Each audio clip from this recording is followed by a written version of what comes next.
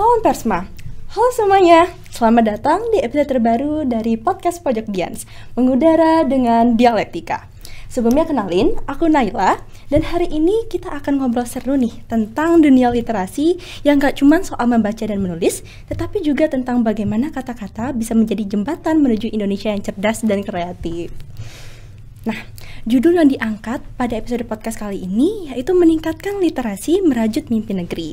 Nah, judul ini secara ringkas menggambarkan betapa krusialnya kemampuan literasi terutama buat anak-anak muda nih, sebagai modal utama buat meraih cita-cita dan potensi bangsa. Nah, episode kita kali ini bakal ngobrolin lebih dalam nih soal gimana caranya ngebangun kebiasaan membaca dan seberapa pentingnya ruang baca publik yang informasinya gampang diakses melalui media sosial. Nah, agar pembahasannya semakin seru nih, hari ini kita kedatangan narasumber yang luar biasa, Kak Hanifah Rahmawati. Halo Kak, gimana kabarnya hari ini? Halo, baik, alhamdulillah. Alhamdulillah baik. Nah, mungkin di sini aku mau memperkenalkan sedikit tentang Kak Hanifah. Jadi Kak Hanifah ini merupakan seorang lulusan psikologi Universitas Brawijaya yang juga aktif menggerakkan gerakan literasi terutama untuk anak-anak usia dini. Nah, Kak Hanifah ini juga keren banget loh, dia merupakan founder dari Duduk Baca. Jadi komunitas literasi yang gak hanya mengajak anak-anak untuk membaca, tetapi juga untuk bermain, berimajinasi, dan mencintai kata-kata sejak dini.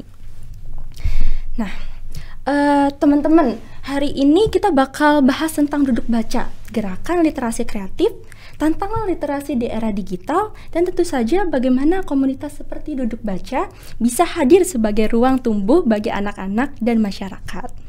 Nah, sebelum kita ngobrolin lebih jauh dan lebih seru nih Kak, boleh banget nih buat Kak Hani untuk memperkenalkan dulu dari media sosial Duduk Baca ini Kak. Boleh. Dan mungkin teman-teman yang mau gabung dan join bisa tahu lebih lanjut nih.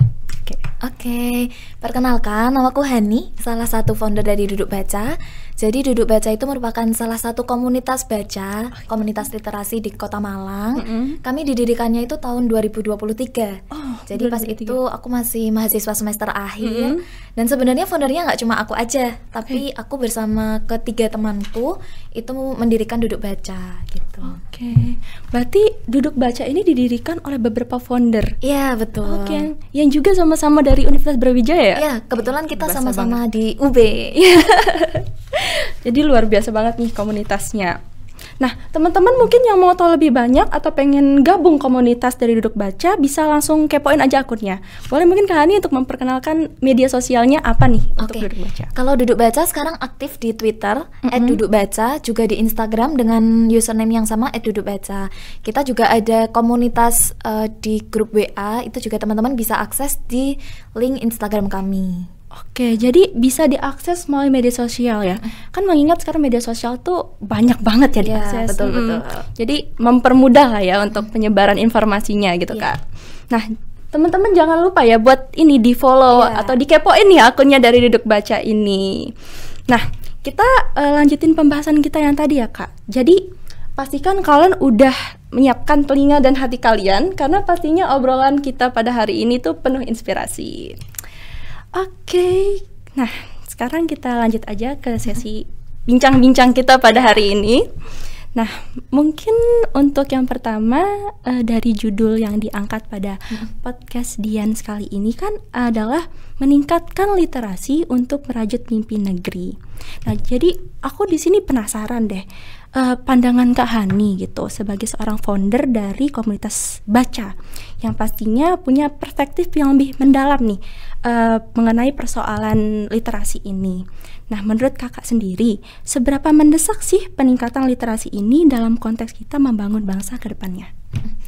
Menurutku sendiri, sebagai penggerak literasi di Kota Malang ya, literasi itu penting banget untuk kita bangun sejak dini. Gimana cara kita memahami sekitar. Jadi literasi ini gak cuma tentang membaca dan menulis, tapi juga lebih peka terhadap lingkungan sekitar kita gitu. Dan dari situ kita bisa belajar dari bacaan, dari tontonan, dari seni. Jadi sebenarnya literasi itu nggak cuma terbatas dari buku, tapi juga dari selain buku kayak bisa seni, bisa tontonan juga gitu.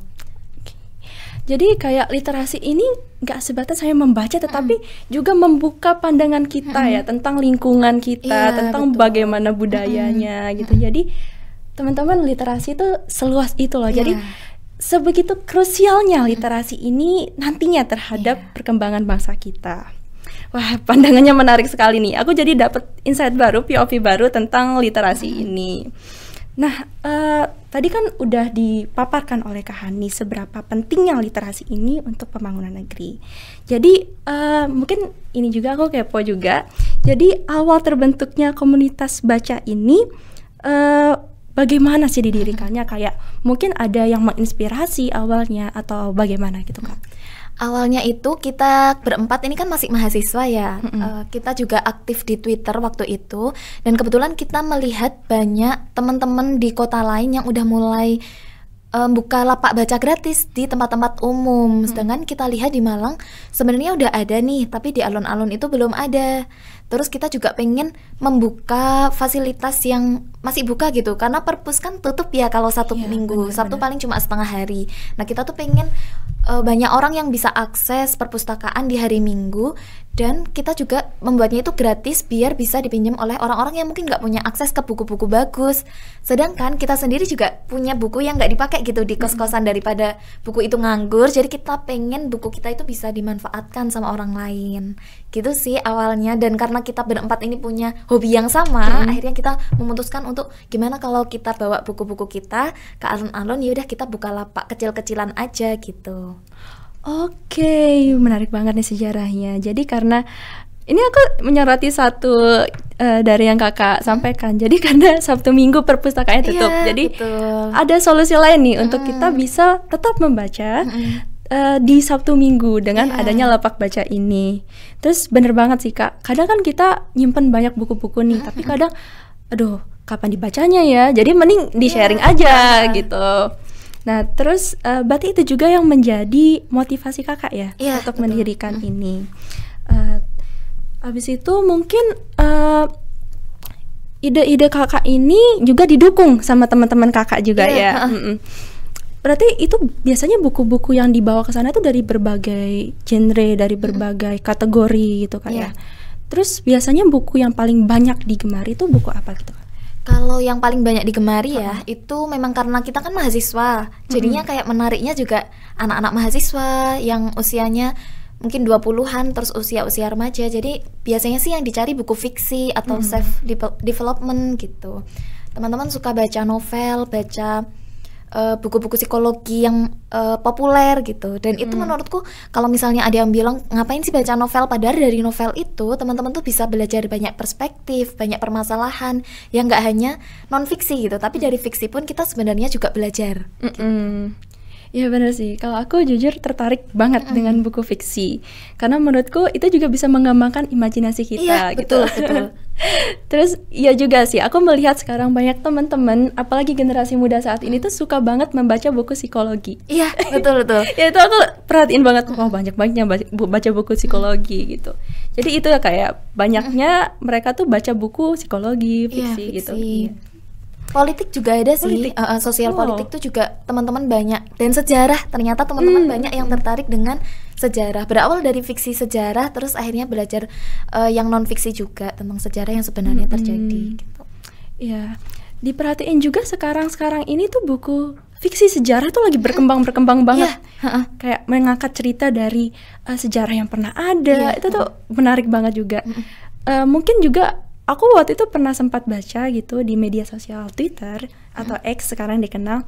Ternyata teman-teman generasi muda itu sekarang udah karena baca buku sejarah jadi tertarik ngulasnya juga Iya, gitu. betul. Jadi dapat pengetahuan baru juga pastinya soal sejarah gitu. Nah, kan ini kegiatannya biasanya Sabtu Minggu ya Kak, di alun-alun setahu Iya, ya. di alun-alun Kota Nah, Malang. Terus biasanya itu kegiatannya ngapain aja sih Kak? Mungkin ada biasanya dimulai dengan apa gitu Kak? Jadi bagaimana kegiatan pelaksanaannya itu? Jadi dulu itu awalnya kita kegiatannya itu rutin membuka lapak baca buku gratis. Nggak ada yang membuka dan menutup sih, hanya kita gelar lapak buku, terus kita buka karpet-karpet, siapapun yang mau datang kita persilahkan.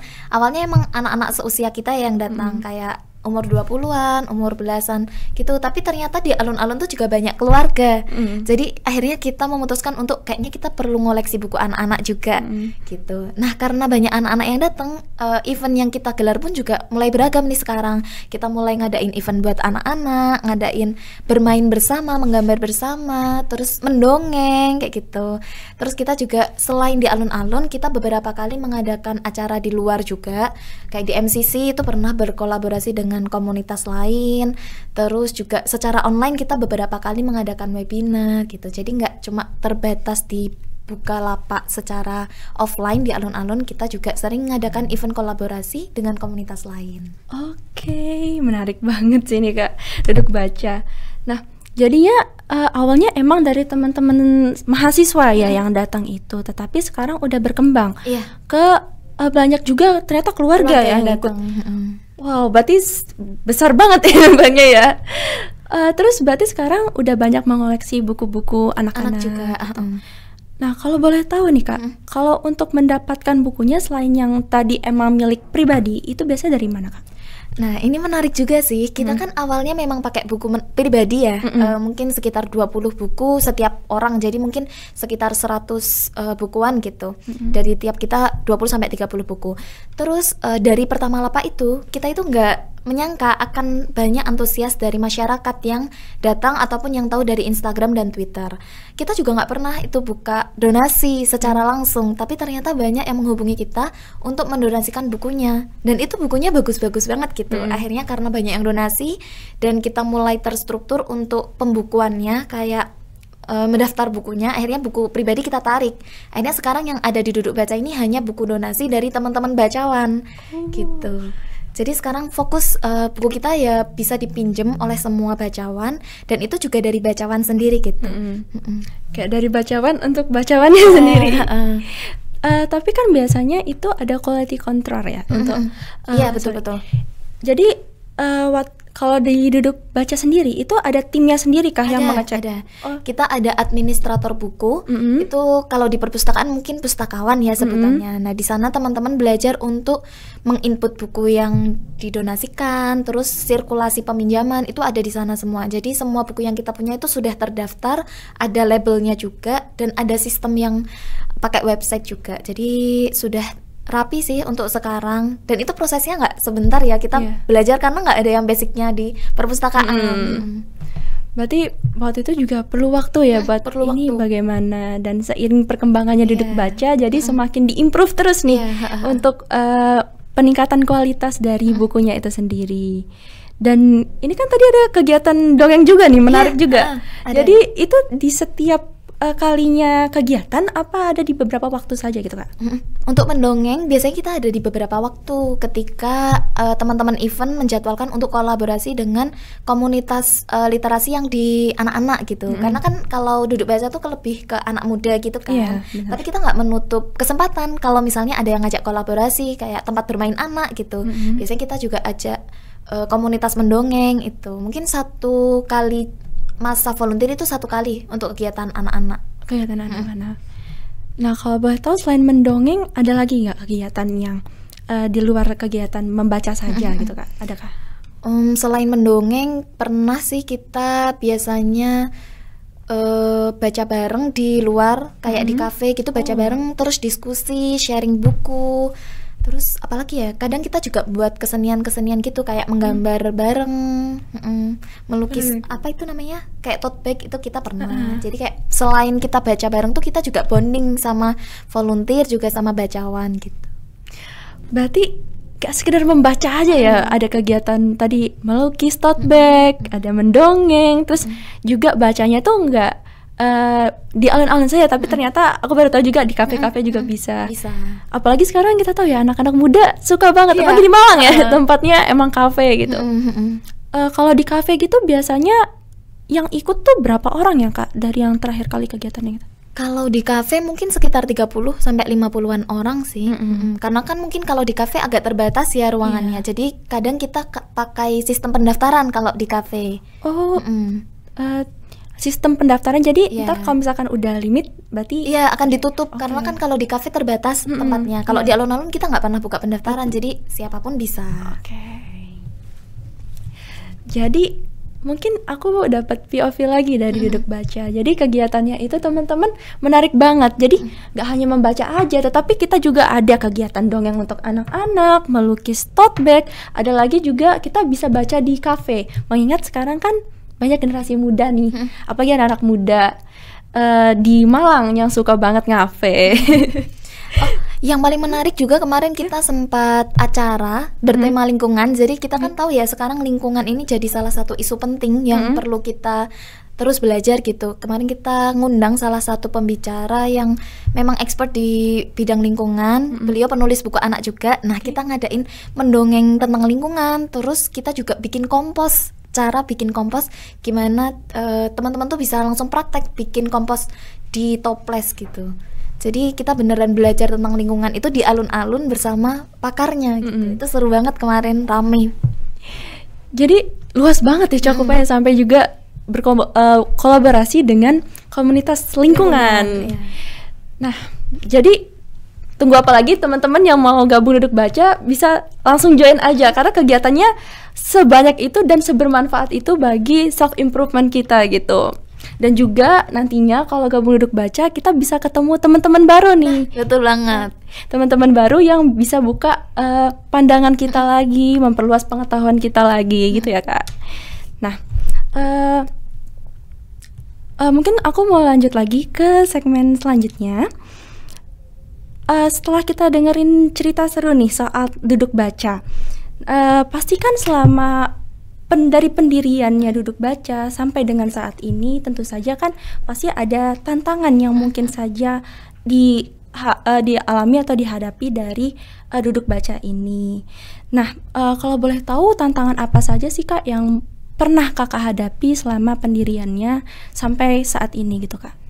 Oke, pas awal-awal itu kita tantangannya adalah di SDM, di orang-orangnya, karena kita kan awalnya hanya berempat, sedangkan ternyata antusias orang nih gede banget gitu. Terus kita akhirnya waktu itu memutuskan untuk buka volunteer. Ternyata dengan buka volunteer selain kita mendapat banyak manfaat, ternyata kita juga banyak tantangan juga. Gimana cara mengakomodir banyak orang, gimana cara kita juga bisa ngasih feedback yang baik ke mereka. Ternyata banyak evaluasi yang terjadi, gimana teman-teman dengan kesibukannya tetap juga bisa berjalan di duduk baca. Akhirnya dari situ kita sadar kalau misalnya bonding antar volunteer itu juga penting. Meskipun kita kan kalau komunitas kan nggak dibayar ya, jadi kita gimana caranya kita tetap bisa memberikan manfaat ke mereka juga. Kita berusaha membuka akses, mungkin mereka di duduk baca meskipun nggak dapat uang, mereka tetap ini bisa pinjam buku secara gratis loh. Kalau beli buku kan mahal gitu, jadi mereka bisa ini. Terus awal-awal juga berantakan banget ininya karena kita nggak ada yang basic perpustakaan, jadi untuk peminjaman buku itu masih berantakan banget. Terus beberapa buku ada yang hilang juga. Nah, sekarang kan udah lumayan bisa di-track karena sudah ada website gitu. Terus kita juga sempat ngalamin beberapa kali masalah di bagian perizinan. Ternyata kita kalau mau mengadakan acara di alun-alun tuh harus ngurus izin setiap bulan. Nah, itu kita awalnya nggak tahu juga. Akhirnya kita belajar juga untuk ngurus izin setiap bulan di DLH bagian pertamanan. Selain itu so far so good sih perjalanan kita, meskipun banyak tantangannya ternyata banyak juga orang baik yang tetap mau membersamai kita gitu. Jadi walaupun banyak tantangan tetapi juga ada pelajaran-pelajaran baru yang didapat dari selama proses pendirian sampai dengan saat ini gitu. Ya benar sih, setiap kita mau melakukan suatu kegiatan pasti ada tantangan yang harus kita hadapi. Jadi yang pertama tadi mungkin SDM ya yang menjadi kendala itu. Jadi bagaimana mengembangkan SDM-nya supaya bisa terorganisir dengan baik gitu ya Kak ya. Terus mungkin soal perizinan juga tadi. Tetapi mungkin kalau aku lihat dari itu sekarang duduk baca bisa menjadi komunitas yang besar yang bagus banget di Kota Malang untuk mengembangkan diri dan mengembangkan generasi muda untuk menjadi yang lebih baik lagi gitu Kak. Nah, kalau dari duduk baca sendiri itu biasanya menyebarkan, kalau misalkan mau ada kegiatan tuh nyebarinnya tuh lewat mana ya biasanya Kak? Nah, ini yang menurutku jadi salah satu keunggulannya duduk baca ya, karena mungkin teman-teman tuh ini aktif di sosial media. Nah, jadi karena kita isinya Gen Z yang suka apa ya, bikin konten-konten gitu, akhirnya semakin dikenal. Nah dari situlah teman-teman yang bermain sosmed akhirnya tahu Duduk Baca karena FYP. Nah biasanya kalau kita kegiatan, kita sebarin di Twitter, di Instagram, dan di grup WA itu. Nah karena teman-teman udah belajar nih strateginya, ternyata FYP, dan akhirnya informasi itu jadi semakin luas. Dan kadang kalau misalnya pas ramai banget tuh apa ya, jadi kayak seneng gitu kan, karena oh ternyata kegiatan yang kami bikin ini bermanfaat loh buat orang lain, dan banyak feedback menyenangkan juga yang kami dengar gitu. Wow, berarti dengan perkembangan media sosial, apalagi TikTok ya sekarang, itu yang berkembang banget. Jadinya kegiatan Duduk Baca ini bisa disebarluaskan lah ya, apalagi ke anak-anak muda gitu. Berarti mungkin media sosial ini bisa memberikan dampak yang sangat signifikan banget ya bagi perkembangan Duduk Baca ini. Dari konten-konten tadi kan? Iya. Dan harus konsisten sih gitu. Yang menurut kami juga penting banget, karena susah kan ya untuk konsisten meskipun cuma 1 minggu sekali, tapi ternyata itu juga susah. Tapi ketika kita jalankan ternyata dampaknya juga luar biasa sih. Jadi tetap harus konsisten buat konten, ikut perkembangan tren ya, biasanya kan ada tren-trennya sekarang kayak buat ini, buat itu bisa membantu buat FYP ya, FYP sorry. Terus jadi kita dapat menyimpulkan nih kalau penggunaan media sosial itu ternyata membantu banget buat perkembangan komunitas ini. Nah mungkin kalau kita ngelihat di era digital sekarang ya Kak, kan tadi ada dampak positif ya dari perkembangan media sosial yang bisa menyebarluaskan pelaksanaan kegiatan dari Duduk Baca gitu.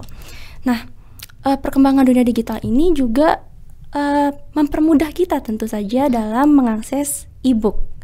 Nah, tapi kalau diperhatiin lagi ya Kak, dari sisi lainnya nih, terkadang ini tuh kayak hutan belantara gitu loh Kak.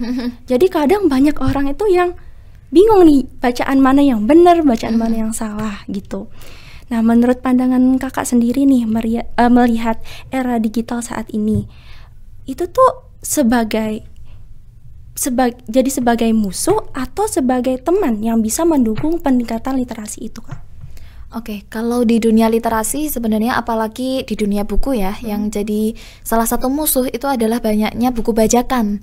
Jadi sekarang emang teman-teman akses ke buku tuh sangat-sangat mudah, tapi juga kita perlu perhatikan nih, biasanya kalau buku-buku terlalu murah itu, dan ada buku digital juga yang kayak cuma dijual 2.000, 1.000 itu ada, dan itu tuh bener-bener nggak menghargai penulis gitu loh. Mereka tuh menulis tuh perlu riset lama bertahun-tahun, dan ketika dijual malah banyak yang bajakan. Nah itu musuh yang paling besar sekarang sih, dan dari marketplace juga itu masih kurang untuk ngasih peraturan gitu, jadi masih banyak penjual yang mati 1 tumbuh 1.000 gitu. Nah terus habis itu kalau misal sisi positifnya tentu ada, kan tadi kita juga bisa menyebarkan kegiatan-kegiatan. Terus kalau buku yang legal yang dijual secara tetap asli itu juga sebenarnya banyak, cuman sangat disayangkan itu tadi sih, masih banyak yang jual buku bajakan itu gitu. Oke, jadi mungkin dari yang dianggap musuh ini tadi buku-buku bajakan.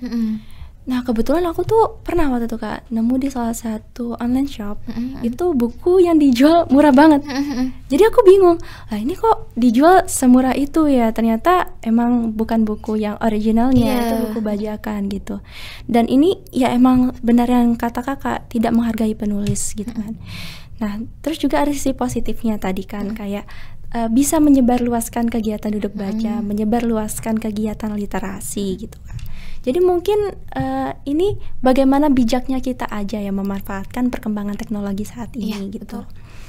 Nah terus dalam Duduk Baca sendiri itu Kak, kalau misalkan di era digital saat ini, tantangan apa yang paling signifikan dirasakan gitu Kak dari perkembangan teknologi ini? Ini mungkin berangkat dari keresahan pribadi aja ya.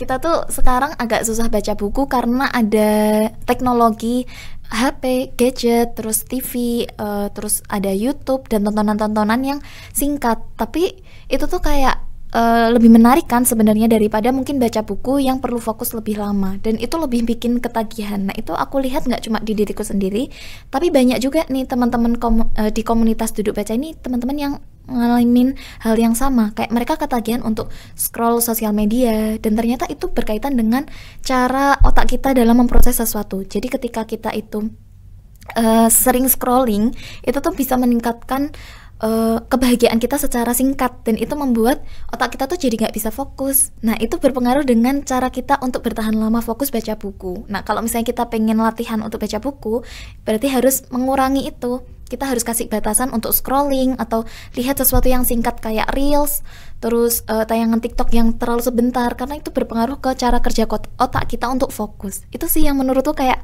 agak meresahkan semua orang sekarang gitu, terutama anak-anak. Kita aja yang dewasa benar. susah ya untuk fokus, apalagi anak-anak yang belum punya kontrol diri sepenuh orang dewasa. Itu sih yang kadang kayak miris melihat kita aku sendiri, terus teman-teman, terus ngelihat anak-anak yang banyak terpapar teknologi tanpa dibatasi itu. Iya, bener banget. Aku ngelihat di sini ya isu video-video singkat, terutama yang sekarang beredar di media sosial gitu. Kadang membuat kita tuh kayak membaca tuh ya udah yang itu aja, yang tampil aja. Jadi kadang kita nggak meng-cross check lebih lanjut, dan kadang itu juga yang bisa menyebabkan mispersepsi kadang. Betul. Kayak oh ya udah yang ini ditampilkan, ya udah itu aja yang kita pahami, tanpa kita membaca lagi lebih lanjut mengenai informasi yang sebenarnya mau disampaikan pada saat itu gitu. Dan terkadang juga Kak, dari reels ini biasanya kayak menyebabkan permasalahan-permasalahan yang terjadi di masyarakat gitu. Jadi karena orang terlalu oh ya udah ini informasinya, scroll lagi. Terus tadi juga Kakak mention soal yang berkaitan dengan emosi dan pikiran kita. Ternyata itu juga aku pernah temui di salah satu bacaan. Ternyata itu juga berpengaruh sesignifikan itu terhadap otak kita. Jadinya kita malas baca gitu Kak. Ya udah yang ada, ya udah yang itu kita baca gitu. Dan padahal membaca ini kan membuka pandangan kita ya, tapi dengan cuma bacanya segitu ya udah pandangan kita cuma yang itu aja, nggak terbuka gitu. Nah, kalau peluang tadi Kak, selain untuk penyebaran kegiatan, apalagi yang dirasakan dari perkembangan teknologi ini Kak? Kalau dari perkembangan teknologi mungkin kita juga bisa lebih mudah mencari informasi terkait cara belajar menulis, terus cari tips-tips membaca yang baik. Itu kan sebenarnya teman-teman selain cari informasi kegiatan juga bisa belajar gitu. Kayak banyak ilmu yang bisa kita dapatkan dari dunia digital gitu loh sekarang. Terus banyak juga kelas kepenulisan, terus teman-teman yang misal kayak masih kesulitan untuk jual karyanya, kadang tuh juga bisa jualan secara online gitu, dan nggak harus nunggu penerbit. Itu banyak sih sekarang teman-teman yang kayak jual ebook, nggak bajakan tapi dia jual sendiri tanpa masuk penerbit. Nah itu biasanya kayak dia masih ngecek dulu apakah tulisan yang aku bikin ini udah baik atau belum ya, kayak gitu. Itu banyak sih sekarang produk-produk digital yang dijual sama orang-orang di luar sana, tapi bukan bajakan ya. Jadi kayak dia buat sendiri karyanya, terus dia pasarkan gitu ya Kak, pasarkan dari secara mandiri. Oh itu juga aku kebetulan pernah ketemu itu Kak di salah satu media sosial. Jadi dia membuat satu akun Instagram pada saat itu yang aku temui. Dia di situ mengumpulkan penulis-penulis. Jadi dari media itu dia yang menerbitkan gitu. Jadi itu menurutku juga ya itu bisa meningkatkan kreativitas dari generasi muda untuk menulis. Jadi kadang ditemui ya di media sosial itu banyak orang yang menulis singkat, cerita-cerita singkat itu, dan dikembangkan lagi gitu. Jadi bisa untuk menciptakan penulis-penulis muda nih, penulis-penulis muda yang kreatif pastinya untuk menciptakan cerita-cerita. Biasanya mungkin dari ini ya Kak, kategori cerita-cerita fiksi, tadi mungkin yang sejarah itu banyak yang mengembangkan juga. Nah, kalau boleh tahu nih Kak, dari selain topik-topik yang fiksi dan sejarah tadi, biasanya generasi muda nih sekarang kalau yang dari pandangan Kakak ya, biasanya suka nulis tuh apa? Mungkin Kakak pernah membaca salah satu tulisan generasi muda, dan biasanya tuh mereka suka nulis topiknya tentang apa nih Kak? Macam-macam sih sebenarnya, karena setiap orang kan punya preferensi bacaan yang beda-beda juga. Temanku banyak juga yang suka nulis puisi. Selain nulis ini ya, cerpen, itu banyak yang belajar nulis puisi juga. Dan ternyata itu kayak ada kelasnya juga gitu loh. Meskipun kita ngelihat puisi apa sih, ini cuma pendek-pendek gitu, tapi ternyata dari yang pendek-pendek itu belajarnya nggak singkat, tapi mereka juga belajar gimana cara menulis puisi, terus sejarahnya puisi itu kayak gimana. Terus banyak yang nulis esai juga. Apalagi kan di kuliah kita belajar juga kan untuk menulis karya ilmiah tuh. Yeah. Nah, dari situ sebenarnya kepenulisan itu nggak hanya dipelajari di luar sekolah, tapi sebenarnya di sekolah sendiri kita perlu belajar untuk menulis hal-hal kayak tugas, nulis esai, dan nanti teman-teman kan juga akan skripsi gitu kan. Iya, benar. Sebenarnya bisa dilatih dari baca dan menulis yang sederhana-sederhana, dari fakta yang terjadi di permasalahan di lingkungan kita. Itu teman-teman banyak yang belajar dari situ sih. Oke, berarti kalau dari pandangan kakak ternyata banyak juga yang menulis tentang puisi gitu ya. Terus mungkin tadi cerpen-cerpen juga ada ya. Jadi terus mereka itu jadi mengulik lebih dalam lagi nih tentang bagaimana tentang kepenulisan sastra itu sendiri gitu. Jadi banyak nih ternyata generasi-generasi muda yang masih peka banget terhadap perkembangan sastra. Mengingat Indonesia nih dunia sastranya luas banget gitu, berkembangnya pesat banget gitu. Terus dari esai mungkin ya. Kalau kita lihat sekarang ini kan terkadang di berbagai fakultas tuh sering mengadakan perlombaan esai nih Kak.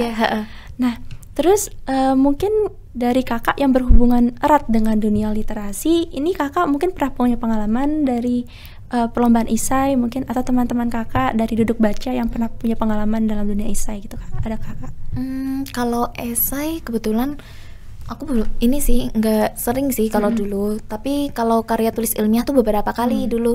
Jadi kenapa aku semakin suka menulis, karena dulu waktu SMA tuh ikut perlombaan namanya OPSI, Olimpiade Penelitian Siswa Indonesia. Nah, itu aku ikut di situ. Terus meskipun aku anak IPA tapi suka belajar psikologi dan sosial gitu. Nah, dari situ aku suka menulis KTI, karya tulis ilmiah, terus habis itu lanjut, terus akhirnya masuk ke psikologi juga, dan akhirnya suka baca-baca buku yang berkaitan dengan perkembangan diri seseorang gitu, perkembangan masyarakat, sosial gitu. Kalau teman-teman yang lain, kayaknya kalau menulis nggak tahu sih apakah ikut lomba atau enggak, tapi beberapa ada yang udah mulai menerbitkan buku juga, yaitu tadi yang teman-teman itu ada yang di puisi, terus ada yang di cerpen, tapi kalau esai belum ada sih kayaknya kalau yang ikut lomba-lomba gitu.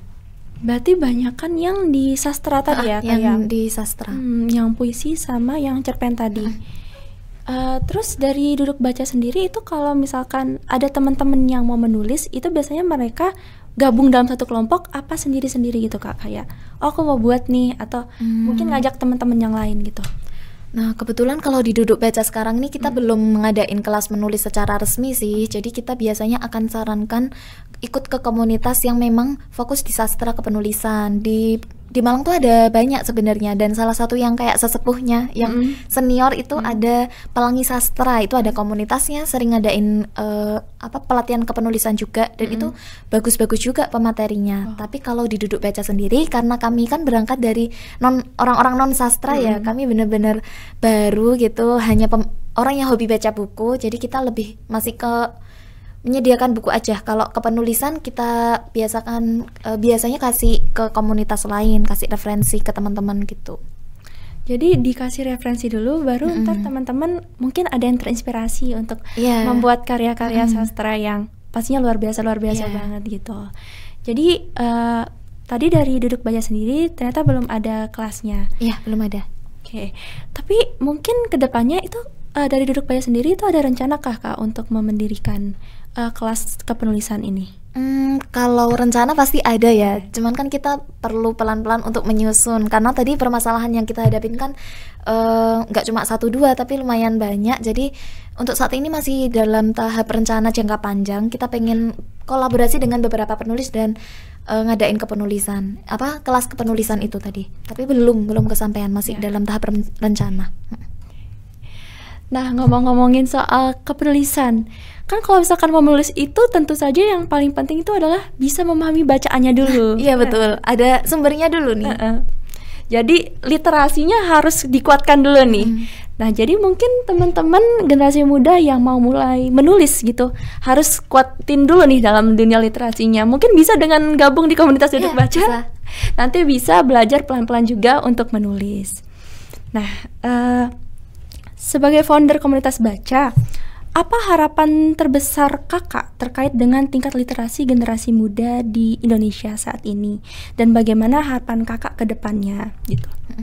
Kalau harapanku pribadi, semoga teman-teman ini semakin banyak yang menyadari kalau proses membaca itu penting dan nggak bisa digantikan dengan proses yang lain. Karena dengan kita menonton hal-hal yang terlalu singkat itu tadi, cara kita memahami permasalahan itu juga akan berbeda gitu. Jadi aku pengen banget dengan adanya duduk baca atau komunitas baca lain ya di Kota Malang dan di kota-kota lainnya, itu bisa membantu mulai dari anak-anak kita tanamkan untuk suka membaca, suka mendengar. Jadi dalam memahami permasalahan itu nggak hanya menempuh waktu yang instan gitu, dan biasanya bisa salah persepsi itu tadi. Jadi teman-teman bisa lebih aware sama permasalahan yang terjadi di sekitar kita, bisa menyelesaikan sedikit demi sedikit, karena kita tahu ya sekarang Indonesia kan masih menghadapi banyak permasalahan. Jadi Benar kalau bukan kita yang mulai memperbaiki, siapa lagi gitu? Kita generasi muda kan. Setuju banget. Jadi mungkin harapan kakak ke depannya adalah tingkat literasi ini semakin meningkat gitu, apalagi untuk beradaptasi dengan perkembangan media sosial saat ini. Diharapkan generasi muda ini nggak gampang baca, ya udah gitu aja gitu, tapi meng-cross check lagi, membaca lebih jauh lagi tentang apa yang dia dapat saat itu gitu. Terus bagaimana rencana dari Duduk Baca untuk tetap berkontribusi mewujudkan harapan tersebut gitu? Semoga Duduk Baca, meskipun mungkin nanti aku dan teman-teman founder udah nggak di Malang ya, tetap bisa melanjutkan kegiatannya secara rutin di Kota Malang, dan mungkin bisa buka di kota-kota kita yang lain gitu, tempat tinggal kita yang lain selanjutnya. Karena ini kan eman banget ya, Duduk Baca ini udah lumayan banyak punya buku, punya media sosial yang bisa menyebarkan informasi baik ke teman-teman di Malang gitu. Jadi harapannya walaupun kegiatan kita itu sederhana, tetap bisa konsisten berjalan di setiap minggunya. Oke. Jadi mungkin dengan langkah sederhana tapi konsisten, nantinya diharapkan komunitas ini bisa memberikan dampak yang lebih besar lagi kepada dunia literasi, dan tentu saja untuk generasi muda saat ini dalam mencintai literasi dan suka membaca ya kak ya. Iya. Nah terus ini kak, sebagai penutup perbincangan kita pada hari ini, mungkin kak Hani punya closing statement atau pesan spesial yang bisa untuk kita semua dengarkan, khususnya buat anak-anak muda, tentang dunia literasi dan bagaimana peningkatannya gitu kak. Oke, sederhana aja sih. Kalau misal teman-teman merasa belum suka baca buku, coba cari satu buku yang bisa membuat teman-teman jatuh cinta. Mungkin dari satu buku itu teman-teman bisa mulai belajar untuk mencintai membaca dan memahami permasalahan dengan lebih dalam lagi. Oke, jadi dengan satu buku yang buat kita tertarik, yang buat kita jatuh cinta, itu bisa menjadi langkah awal ya kak ya, untuk kita dapat mencintai dunia buku, dunia baca, dan dunia literasi. Nah, tadi itu sekaligus menjadi motivasi ya, yang bisa mungkin teman-teman gunakan untuk kita dapat mencintai dunia literasi. Nah, dan juga literasi ini kan sebagai jembatan ya dalam meraih cita-cita untuk membangun Indonesia yang lebih kreatif dan tentu saja cerdas. Nah, perbincangan kita hari ini menarik banget ya kak ya. Dan tentu saja aku dapat banyak pengetahuan baru pastinya dari apa saja yang sudah kakak sampaikan tadi gitu kak. Nah, mungkin di sini aku mau mengucapkan terima kasih banyak kepada Kak Hani karena udah mau berbagi nih kepada kita semua tentang dunia literasi. Dan tentu saja apa saja tantangan-tantangan yang dihadapi nih selama pendirian Duduk Baca sampai dengan saat ini, dan bagaimana dalam menghadapi tantangan di era digital saat ini gitu.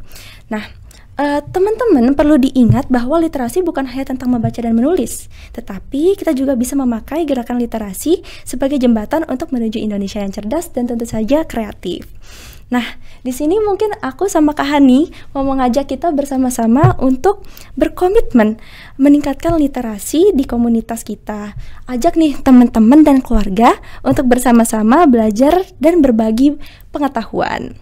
Nah, teman-teman, mungkin sampai di sini perbincangan kita pada hari ini.